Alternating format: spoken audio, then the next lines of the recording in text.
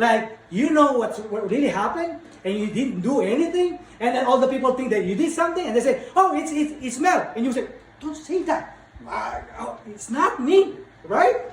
It's the same way. Abraham, if he's here, he would slap your face. Don't even use me.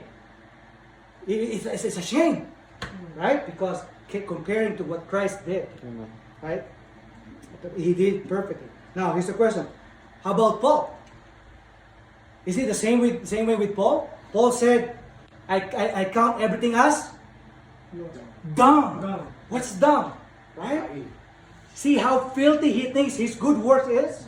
That's why he said in Philippians, I didn't want even to be found with my own good works. Why? Because it's filthy dung. It's imperfect. It's not something that I can say to God. So how can you say, oh, I have evidence? You know what's going to say? Those are dumb. I have evidence of work. Those are dumb.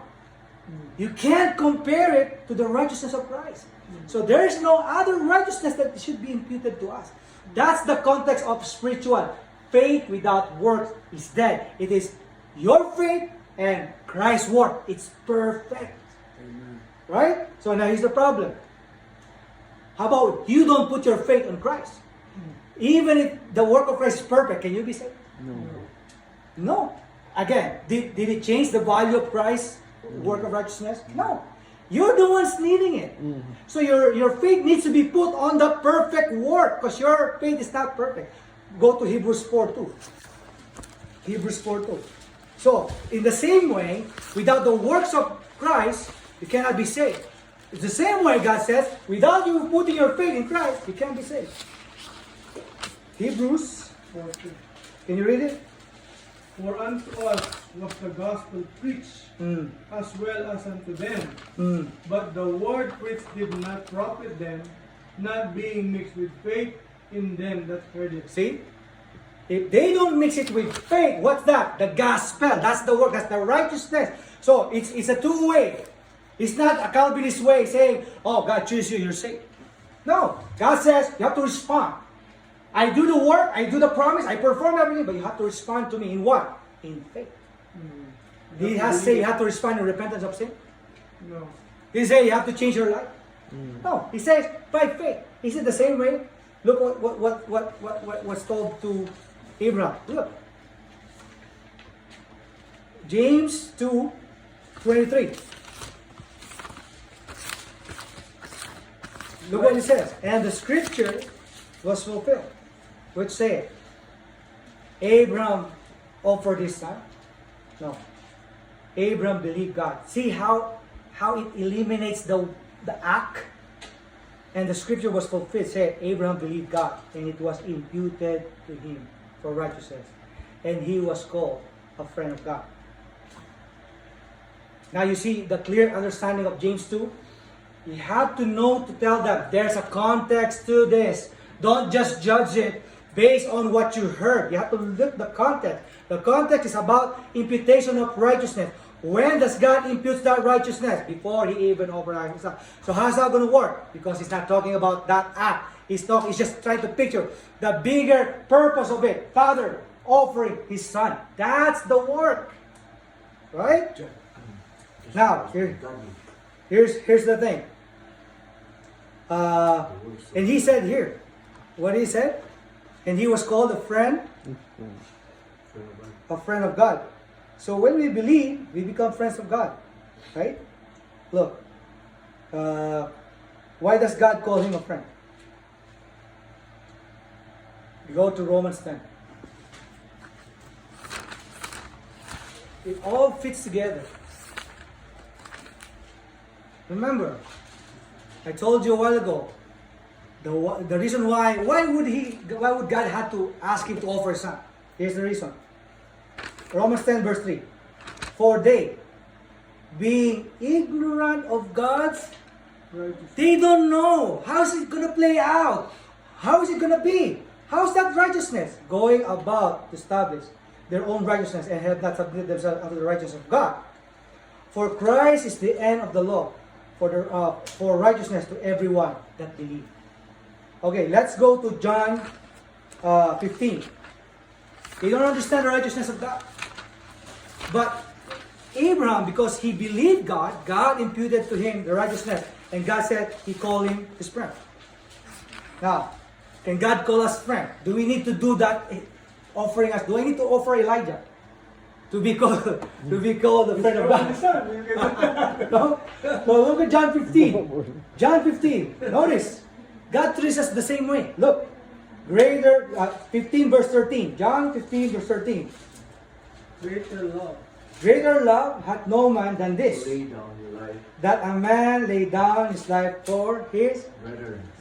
friends. Look at that. Friends. Now look, verse 14. For ye are my friends. And if you do whatsoever I command you. Now look, verse 15. Henceforth, I call you not servants. Why? For the servant knoweth not what his Lord doeth. But I call you friends, for all things I have heard of my Father, I have made known to you. Now, the question, why would God tell Abraham, offer your son? Because he's a friend. He believed in God. I want you to know what's in my mind, God said. The same way, it's the Lord Jesus Christ speaking here. I call you friends because I tell you what I want you to know. I'm not treating you as a servant. The same way Abraham did. God allowed him to do that offering, an act of father and son, so Abraham would have a grasp of what's God's plan. What's the main plan? To send his son to pay for sins. And he was called the friend of God because he knew what God's plan. Right? Notice this law, this offer, it's not law yet. He offered his son, but then God sent an animal as a replacement to that child. That time it's not a law, but 400 years later, God will establish that as a law, but not offering your son. It's just an animal now. See that? It's derived from that idea. So from Exodus, the first animal was offered was the time when they were pushed out of Egypt because they had to offer a lamb. That's the first institution of the law. And he said after they got saved in Exodus, you have to remember this. This is a Passover. This is God saved you. It's all connected and pictured in the same salvation we have today. By the blood of the Lord Jesus Christ, we will have that Passover. The death will pass over us because of that picture. It became a law. Here's the problem. What did the Israel do? They think the law that can save them. Mm-hmm. They think Abraham was so great. It's the same preaching today. People are preaching today say, Abraham's so great. He had to add works. And you're saying you don't need to works? Same. They also, how they put Abraham in pedestal, is the same way today they're putting Abraham to pedestal.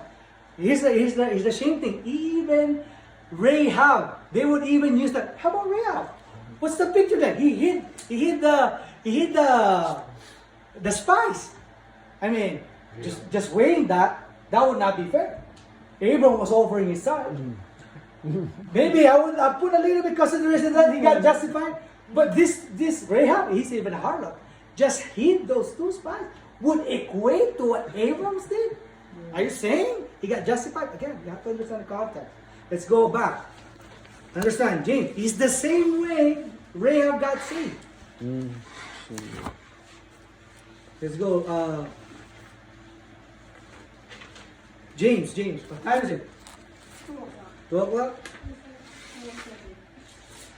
Let's go to James chapter 2.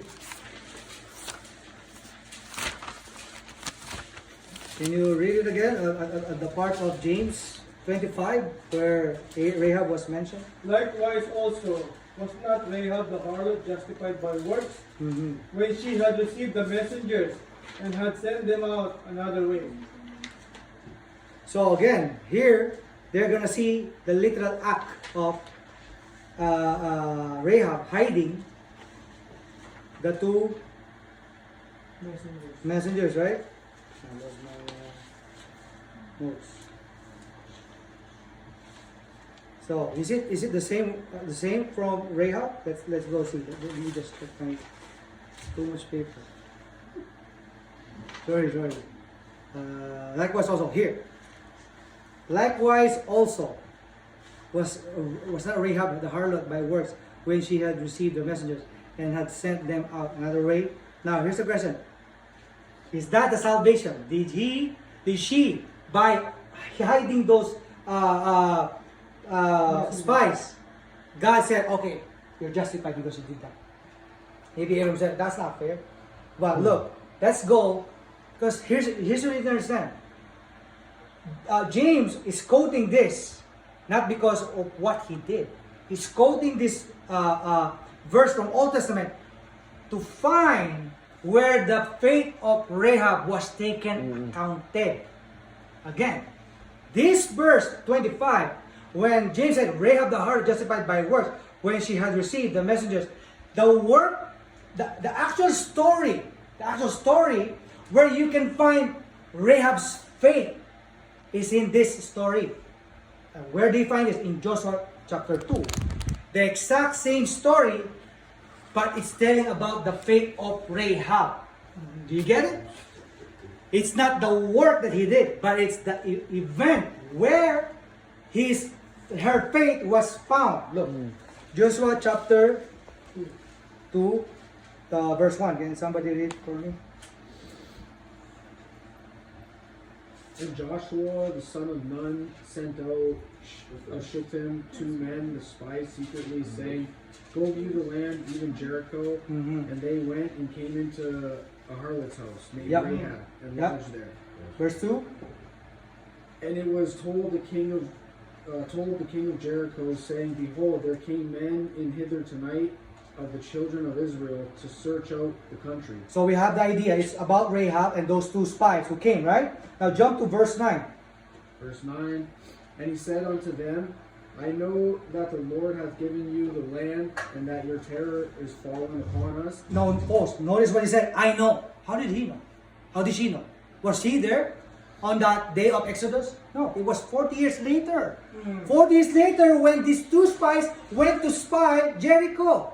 So, from 40 years, there is a harlot, what? Knowing what's happening. Let's continue. Verse 10.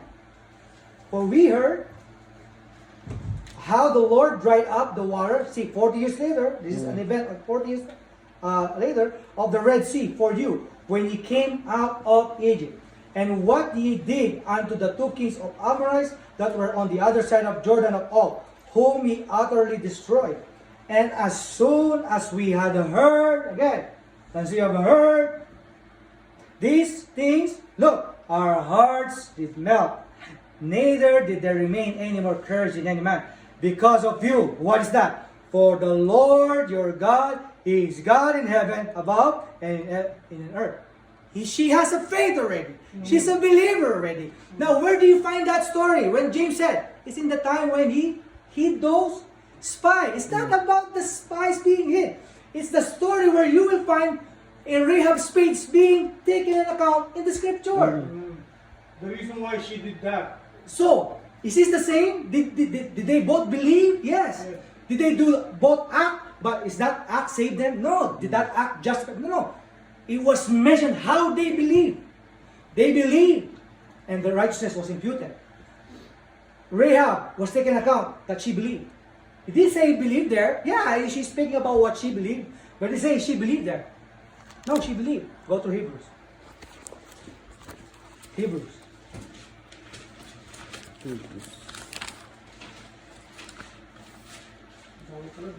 Verse 11. Verse 31. Now, notice this word. Hebrews 11, verse 31. Let's read it. By faith, Jacob. no. Hebrews 11, verse 31. 31. 11, 31. By faith, By faith, the harlot Rahab perished not with them. Why? that believe That not. believed not when she had received the spice. Notice, when she had received the spice, it was then taken account that she believed. She was Right? justified. Look, by faith. See, the physical application to this is this. The people with faith do the things they do because of their faith. But it doesn't justify them. But does it they always do that? No. Because sometimes they do mistake. How about Moses? God said, hit that rock. He did hit it, right? But the second time, talk to him. But what did Moses did? He hit it. So, he screwed something up. But he's doing it, he's following that. This is the physical application. This is the personal application. You're doing what you're doing because of your faith. It's not to support your faith that you have works. It's just exactly the same thing. Rahab, the reason why he hid those spies, because she's already a believer. She's saved already. She doesn't have to add that. However, people with faith do the things they do because they have faith. I go so winning because of my faith. But I don't go so winning to add works to my faith to make it perfect. Because even if I do great things for the Lord, it's not perfect. That's why Abraham cannot glory. Because no matter how great what he did, Paul said he can't glory. Because that's dumb compared to the perfect righteousness of Christ. So the righteousness that's being talking about here, the pictures being shown here is by faith God imputes righteousness. But here's the question: How did you know that Rahab? Because I understand Abraham pictured the payment by offering son. How about Rahab? What did she picture here? He hiding the spies. Doesn't seem related to Christ's work. Let's go. Let's see again. Now let's go to Hebrews. Okay, let's go to Joshua again. How did Rahab's life, or story of life of salvation, pictures the work of Christ for salvation? Let's go to Joshua chapter 2 again. Joshua chapter 2, verse 18. Teaching. Yes, so can somebody read it for me? Behold, when we come into the land, thou shalt bind this line of scarlet thread in the window, which thou didst let us down by, and thou shalt bring thy father and thy mother and thy brethren and all thy father's household home unto thee. And it shall be that whosoever shall go out of the doors of thy house into the street, his blood shall be upon his head, and he will be guiltless. And whosoever will be with thee in the house, his blood shall be on our head, and if any hand be upon him. See? Now notice, behold, when we come into the land, thou shalt bind this line of scarlet thread. What's that line of scarlet? It's a sign. Okay? It's like a token for us to remember that we know that there's a believer of the God of Israel. So that when we come to destroy this land, you will not be hurt. You're not going to be hurt. Notice how Rahab became a soul winner. Who got saved here? His father, his mother, her brethren. Because he got that token. In salvation, what's the token? What's the token of our circumcision? Holy Ghost. Is it the Holy Spirit? Holy Spirit, yeah, of course, it's close. Yeah. But it's the circumcision of The heart. the heart. Because in the Old Testament, what was the token for Abraham? That he believed God. So I made a covenant with you, Abraham says. Here's my token to you, to receive a memorial that we have an agreement. You're saved, I provided you righteousness. Circumcise the flesh. Right? But to our salvation, who's the flesh who got circumcised? Who's the flesh that got cut off? The heart. The Lord Jesus Christ is the flesh. He's the Spirit who came in the flesh and died for our sins. His flesh bare the sins for us, right? Yeah. That's the flesh for everyone. That's the circumcision for every people in this world. To cut the flesh, to put that flesh into judgment so that can provide salvation. Now it's a token. Where should that token be found now? Should be in the heart. That should be on your literal obeying the law. What did this Israel is this? They obey the physical law. Because they're looking to their father Abraham. It's so great. Maybe we just follow what Abraham did. That's it. No. The message is this. The token, the picture is this. When God has saved you, He always gives Himself a reminder. And He gives you a reminder. This is the covenant. So I will not forget. Remember, what's the context here? Jerusalem or Israelites will come to destroy Jericho. It's a picture of judgment. judgment in the land of a sinful land where God's going to destroy everything. God says, do not leave any one single soul except for those who believe. It's the same way for us. God will destroy this earth one day. It's a picture of destruction and judgment. But because the blood of Christ, the circumcision of our hearts, when we believe, God says, He will pass over you and death. That's the picture of James 2. The spiritual context of James 2. 21, Abraham and Rahab picture the Lord Jesus Christ. Right? It's a little bit different when it comes to Rahab because, remember, Abraham was easy to identify when he believed. So Rahab was not taken into account when she believed. Right? James had to quote where the exact story is. Because where the exact story is, that's where the faith of Rahab was taken accounted. Get it? Right? And it pictures in Joshua 18 how God saved Rahab, which pictures salvation, spiritual salvation. But Rahab and Abraham did what they did because of the physical application of faith. Because they have faith. Not because they want to save themselves. Not because they did. So, to explain that in a simple way, when somebody asks you, oh, faith without works dead. Okay, I understand that, but are you putting it in context of salvation? In context of salvation, our faith and Christ's work. Why? Because according to the Bible, our works is not perfect. Is your work perfect? You can ask the person, is your work perfect? To be the righteousness of God?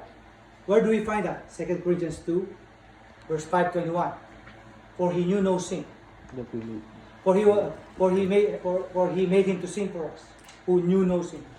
That we might be made the righteousness of God in him. God's righteousness is through the Lord Jesus Christ. What was imputed to Abraham is a perfect righteousness. For Abraham to understand it, God allowed him to use that example, father offering his son. Don't look to Abraham, father offering his son. That's the work. It's not the work. Because if Abraham was justified when he offered Isaac, what's the purpose of Christ coming? Right? He should have said, for the righteousness of Abraham, he got justified. No, that's not what the Bible says. The Bible says, through the Lord Jesus Christ, perfect righteousness, we were made righteous before God. That's the picture of James 2, verse 21. Now, how is it related now to verse 14? Because it's not done yet. They will say, oh, how about verse 14? It says, faith without works is dead. What does it profit? What does it profit now? So here's the question. How can we profit to that?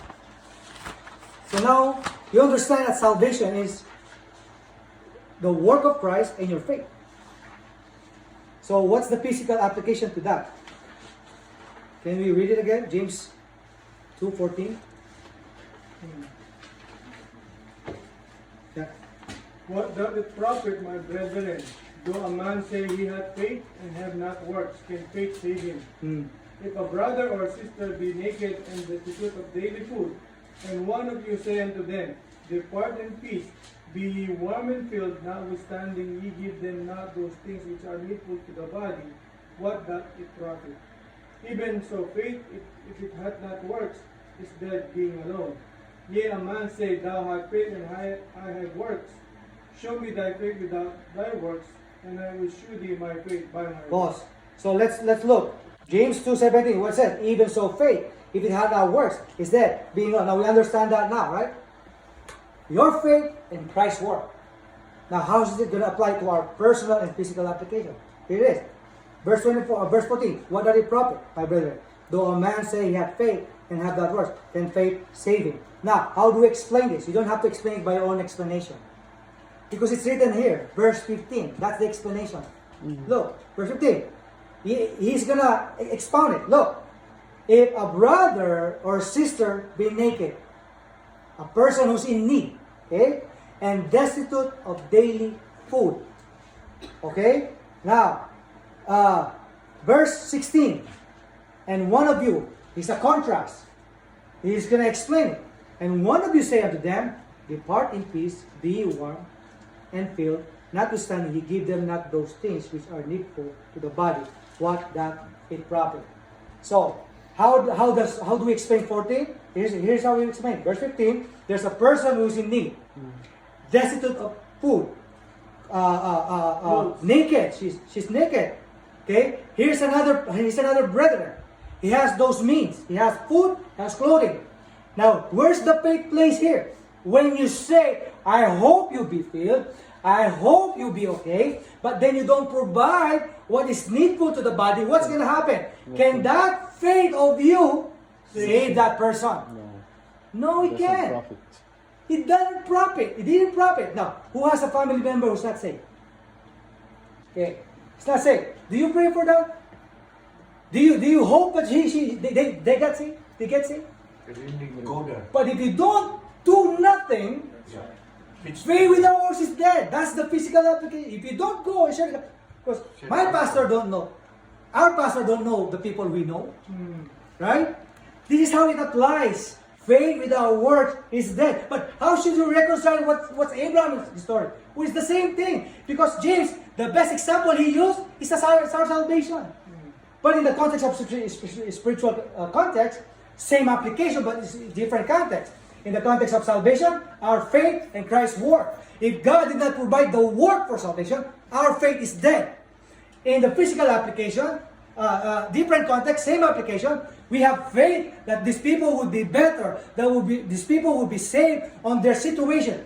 But you not providing what you have for that person, what's the profit of your faith and that faith? If God says, I can save you, but did not send His Son, what do you think God profit? Nothing. Are you getting what I'm saying? That's why Muslim cannot be saved. Why? Because they believe in their God. But their God, what did their God do? God provided. Did God provide them their work of right? No, because God is dead. Our God is alive. He said, I'll send my Son. You need this work. I need to match your faith with this work. The same way, God wants to apply in our Christian living.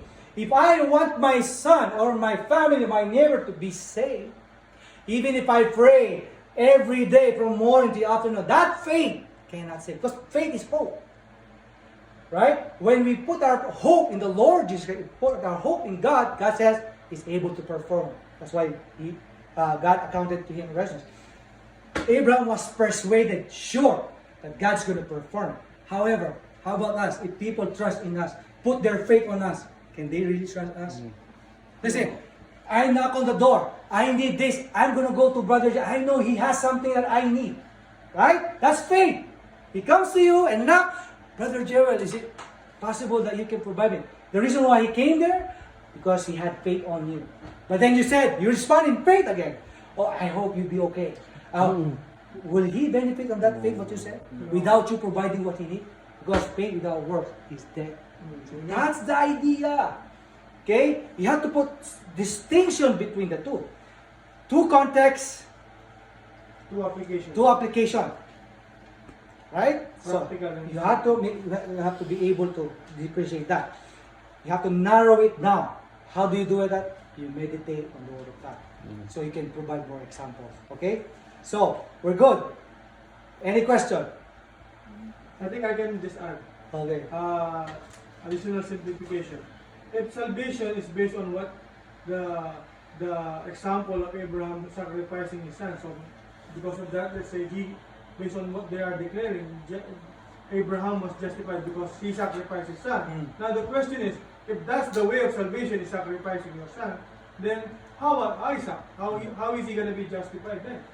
If he's the one being offered, he won't live his life having sons to justify the same way by Abraham was justified. So just that by principle, you can definitely see that there's faulty logic in that, right? And the same thing, your example. If the standard of justification and imputing righteousness is based on the weight of your sacrifice that you have to do for Christ, then it would be unfair because Rahab just hid those.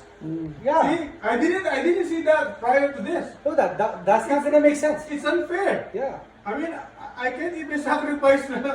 You can't even sacrifice a day of your life, No. right? So, and the idea why would God have to ask him? You have to get this.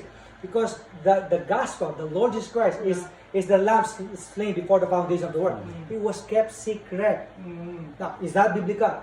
Go to Romans 16:25. Because you have to make it sense.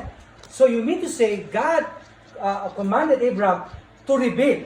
Yes, because it's secret. The gospel and salvation is secret. So he has to rebuild little bit by bit. Can Abraham handle everything? No. That's why he's just giving it bit by bit. Look. Romans 16. Romans 16. Verse 25. Now to him that is of power to establish you, according to my gospel and the preaching of Jesus Christ, according to the revelation of the mystery, which was kept secret.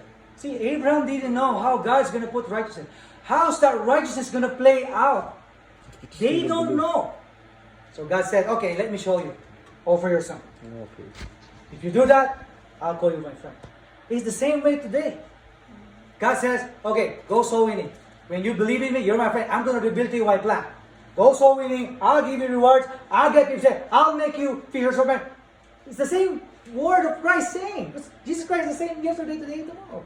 It's the same. Right? That's why he called God called Abraham friend. Because Abraham was willing to do whatever God has commanded him. It's the same way today. Now, are we always God's friend? No, sometimes we disobey God, right? So, but again, the idea is this. It was kept secret. So, he had to rebuild little by little, bit by bit, until the fullness of time, God sent forth the Son. That's why I said, the end of the law is Christ. Because it's already been fulfilled already. No need for those ordinances. But because these false teachers are respecters of men, who are they looking at? Because even us, when we read it, we're looking at Abraham. How good what he did. But God said, why are you looking too much with Abraham? That's not what I want you to see here. What I want you to see here is this. A father, a loving father, would be willing to sacrifice his son. What they saw was the actor, not the story. Yes. That's why they got, because of this false teacher.